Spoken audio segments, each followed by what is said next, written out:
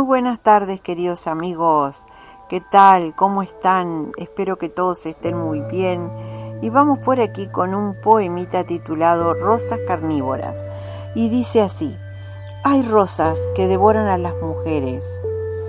Las sorprenden al anochecer, cuando atareadas entre las mangueras y atontadas por la humedad y los perfumes, riegan los jardines.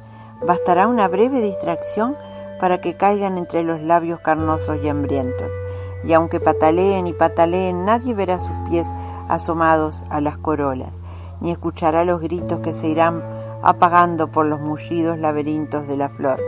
Una chinela caída, una sandalia sobre el césped, serán las únicas pruebas del pavoroso crimen.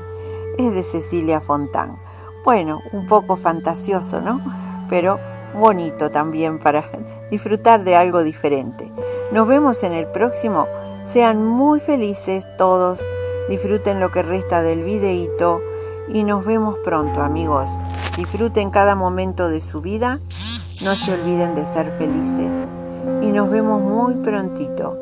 Bendiciones para todos.